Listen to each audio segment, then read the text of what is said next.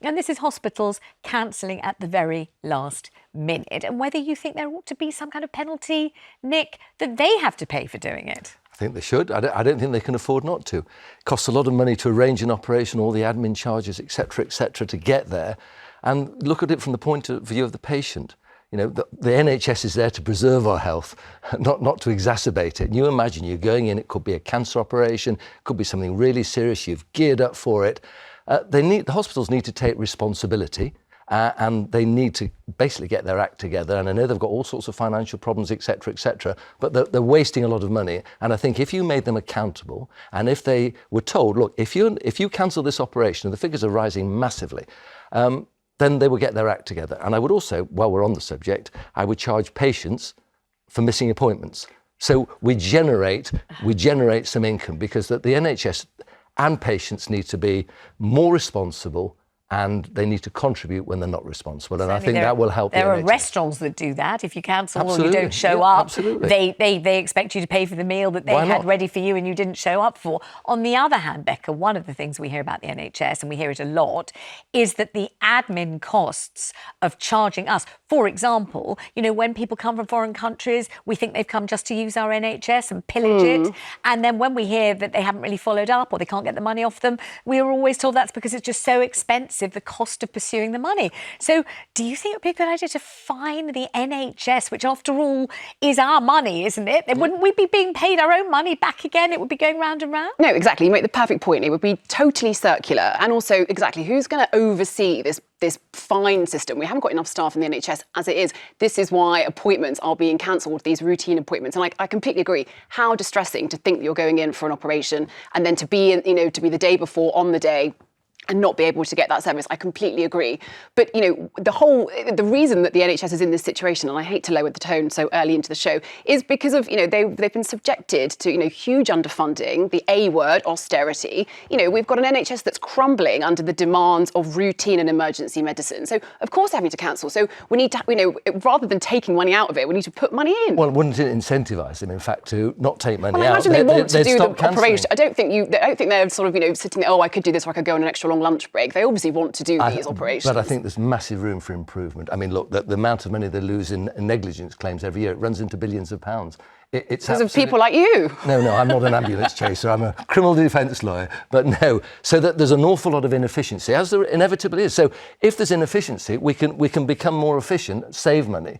Both ends, the NHS and patients. But don't you think the thing that we're not talking about, I could call it the elephant in the room, but I don't know which room it's in, but is the terrible glitch and the terrible sort of bottleneck in terms of social care, so that there are people in hospital who don't want to be there and don't need to be there. Shouldn't be there. And they should be at home, but they need some Absolutely. kind of help and support. It's not forthcoming. There isn't the money. There doesn't seem to be the will. And they are marooned and stuck in hospital. And therefore, there are junior hospital doctors who are having to spend time, because I used to be married to one, and I remember this very, very clearly, spend time when they could be looking after patients, but phoning people to say, I'm so sorry, you can't come in for your operation. There isn't a bed for you. We can't admit you. So sorry, it can't happen. It's a waste of everybody's time, isn't it? It is, but if you look at the way it's run, you know, so many nurses are booked on agencies, and the fees that these nurses are paid are astronomical. Young doctors, and I know from personal experience, neighbours of mine who actually work as locums and get massive more pay than normal doctors if they were just working in the hospital system. They found, if you like, the loophole where they can work far less and earn far more. So the NHS needs to sort itself out financially, and unless it's incentivised to do so, we can't keep having this excuse, it's the NHS, it's overburdened, it's underfunded. We are where we are, and it needs to sort itself out. And as long as we keep making excuses for it, it will continue. It needs to stop. I mean, the phrase "sort itself out" is the sort of thing that you might, you know, put on a tea towel or, you know, say to your grandma. But my God, it's complicated, isn't it? It is, but there's a lot that needs to be done. But we have to start doing it. Otherwise, it's a bottomless pit, and that's what's happening. Billions and billions of pounds. Maybe that is what it is. I mean, an older population living longer, you could say, couldn't you, Becca, that it's the victim of its own success? Yeah, absolutely. Exactly. You know, it creates, you know, it's giving us all these far longer lives. We're going to talk about, you know, retirement age and pension ages a bit later on. You know, they've given us, you know, they keep us alive. They keep us going. You live and die in the NHS is the phrase. And I think you're making a very articulate point to give it more investment. You know, let's pay nurses, resident doctors, junior doctors, more money, so we're not having to rely on agency staff, so people don't leave the system and go and work in the private sector. Let's invest so that they can do emergency medicine, routine medicine, and take care of social care. It is a bottomless pit. I mean, it's important to kind of understand why we're talking about this. Why are we asking about whether the NHS should be fined and pay a penalty for letting people down at the very last minute when they're all geared up and ready to have an operation? So let's take your calls on this, 0207 862 2222, because I'd love to know if that's happened to you and how you felt on the day and how all the arrangements you put into place crumbled as you were told, actually, you're not coming in today. Describe how it felt to you. And if you're a doctor or a nurse who has to get on the phones and tell people, sorry, you thought you were coming in, you're not coming in. And maybe you want to tell me how actually physically unwell you are and how you really desperately need the operation. It's not just a kind of convenience thing. Your life is horrible at the moment without the operation. So this is a really serious conversation. Let's talk to Henna Karim Sayer, who's in Lincolnshire and who knows exactly how this feels. Henna, thank you so much for joining us today. Hiya, thank you for having me. It's a pleasure. Tell me what, if you don't mind, what the operation was supposed to be. So I was having a laparoscopy to hopefully diagnose endometriosis, which is a really long process anyway to get to the point of actually getting the operation appointment. I'd waited years for it. And on the day, you get this call saying, presumably charmingly and apologetically, so sorry you can't come in today. Did they give you another date, an alternative date? Yeah, so I got a call about 3 hours before I was due to be in the hospital saying that there'd been a mix-up in the diary, so my operation wouldn't actually be going ahead that day, and they were able to reschedule it for the following week. Yeah. But I wasn't met with much kind of empathy.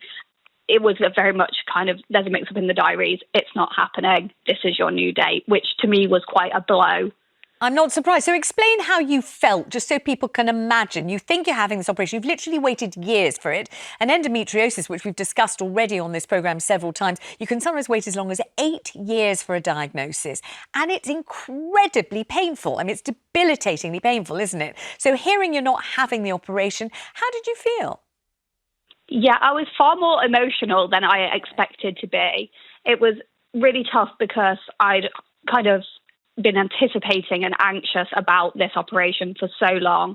I was obviously incredibly nervous, and then it was just kind of gone within seconds. And then it was a whole nother week of being anxious about it, which a week isn't a long time in the grand scheme of things, but when you're actively worrying about something, a week felt like a lifetime. I bet it did. And I'm also a secondary school teacher, so I had made arrangements with work. Obviously, it's really difficult to get time off during term time. I'd already done all those arrangements, childcare, and that just all went out the window. And I'm wanting to hear that you've had the operation now, and also I want to hear that you're feeling a bit better, are you? Yeah, so I had the operation the following week.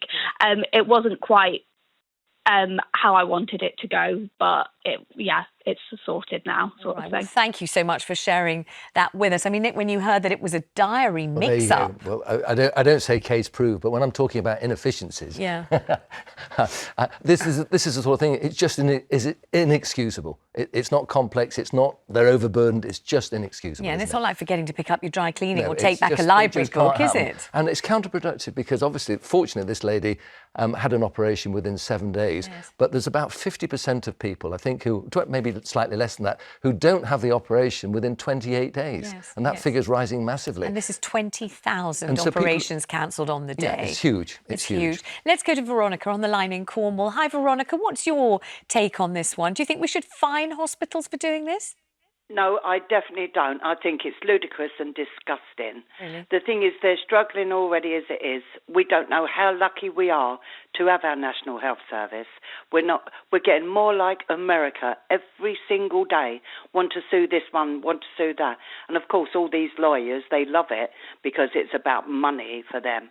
The thing is, at the end of the day, I've had a friend where, at the last minute they've waited for an operation. That's just one of those things. We're talking about the odd person here when there's millions of people being seen to. Well, hang on, Veronica, because we know how many people we're talking about. It's not the odd person. It's 20,000 people. It's an awful lot of... But compare that to the amount of people in this country. Compare that to the amount of people in this country. And the thing is, at the end of the day, they're doing their best. I've been in hospital since Christmas, back and forwards, and I've seen how they're struggling and the best they're doing. And for people to sort of condemn them and then want to fine them, they're already struggling for money. You know what I mean? They're doing their best. I'm glad you've had that experience, Veronica. Thank you very much for saying it. Nick, is it because all you're interested in is money because you're a lawyer? Is she fair to you? No, I don't take it personally. It's not my area of law. I have nothing to do with it. My interest is to get the NHS providing fantastic value for people who need it. And all I'm saying is, when I say it needs to get itself sorted, if it's making diary fixtures that are wrong, it's not complicated. 20,000 people is a lot of people. It's not just the people in this country. It's the people who are ill in this country, which is obviously not the total population. Exactly. And it's the people who are in the country who need operations. So the figure is reduced. And what I'd like to know is what Veronica proposes to do about it. Do we just leave it and carry on throwing money? She says they're doing their best, and that's the best they can do. Let's talk to Nigel. Nigel's in Warwickshire. Nigel, what's your view? I used to work in theatres in a hospital, and our main aim is to make sure that patients are 100% safe. So most of the time, the operations were cancelled because A, there weren't enough staff, or B, the equipment was not available for different reasons, and then they wouldn't actually have the operation and get infected, etc. OK, I can't tell from what you're saying, Nigel, whether you just think, well, that's how it is and so be it. Sometimes there weren't enough staff, sometimes you couldn't use the equipment, or whether you think that's appalling. There have to be enough staff. The equipment, which is very expensive and which we've all paid for, must be up and running. It must be sanitised and hygienic, and it must be ready to be used. Otherwise, what's the point of having it? That's correct, but sometimes because it's moved from one area into theatre, it can get damaged and unsterile.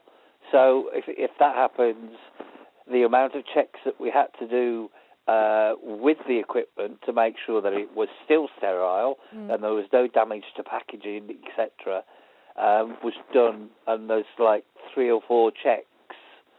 But how often, seriously, Nigel, you did this for a living, how often could equipment either be damaged in transit between one operating theatre and another or mysteriously become unsterile? I'm not saying it should be used if it's not safe, but how frequently could that kind of damage possibly occur, really? Quite often. Why? Yeah. Why? Why was it damaged? What kind of equipment? All sorts, everything that you use. I was mainly in orthopaedics. Right. And with orthopaedics, you have very large trays. So people, put them onto trolleys and they might get damaged on those or whatever. Nigel, thank you for that. I mean, this is Nigel's job. Is it frequently? It just sounds like a lack of care, doesn't it? I mean, the equipment needs to be nurtured and looked after and fit for purpose. And it proves the point, doesn't it? There's just a lot of waste, a lot of lack of care. I think it proves the opposite point, that we need more investment in infrastructure, don't we? If there's flimsy or kind of equipment that's so delicate that it's damaged in transport, that feels like a problem. Are there enough people? Do they have enough time? And Nigel made the great point that doctors want to get on and do a good job, and if we reduce the amount of money they've got, it doesn't. That's not going to. That's going to come out of our ability to deliver medical services. I suppose the question that I'd like to ask, and I don't know if anyone could answer it, is, does the same thing happen in private medicine? Do bits of vital equipment get regularly spoiled and ruined or not fit for purpose between one operating theatre and another? Do we frequently find that there aren't enough staff there? I know they get paid more, I'm well aware of that, but I'm just wondering whether those sorts of things are avoidable or not. I suspect you're absolutely right, and it doesn't happen and they are avoidable. All right, let's talk to Sonia. She's in Stoke-on-Trent. She knows just how this feels because, Sonia, unfortunately, it happened to you, and it looks to me like it was a big and very important operation too. It was. Good morning, you okay? Oh, yes, I hope you are now. Tell us Tell us what the operation was. Basically, I was due to have spinal surgery, and we were just coming up to the theatre doors, and we were told that it'd been cancelled. And I was like, why? And apparently a young child had been involved in an emergency situation, and they needed to take my place. So, in that reason, I think that they shouldn't be charging the hospital for reasons like that. Right, and tell me how much later you did have the operation, because I'm hoping you've had it now. 2 days later. 2 days later you had it. So as far as you're concerned, those are the hazards of medicine. You never know whether an emergency is going to have to take precedence. I think everyone understands that. And I wouldn't suggest the fine if it's an emergency, obviously not. I would suggest a fine if it's pure inefficiency, a diary date, or something that's avoidable. Yeah. If it's unavoidable, like an emergency, obviously the hospital needs to do what it needs to do. It's priority. I'm hoping Sonia's feeling a great deal better now, but spinal surgery, quite a scary one, isn't it? I've had 2 spinal surgeries. In the last 3 years, I've had 2 spinal surgeries. How are you? Thank God, good. Why am I fidgeting on my sofa? I kept thinking, what's wrong with the sofa? I didn't realise it was your spine that was causing you trouble. No, it's fine. But the point is, it was like clockwork. Oh, really? And the idea of having it cancelled must be horrendous. Very because difficult the pain when you need it is really, it's off the charts. Absolutely. Thank you so much, Sonia, and thank you for all your calls on that one.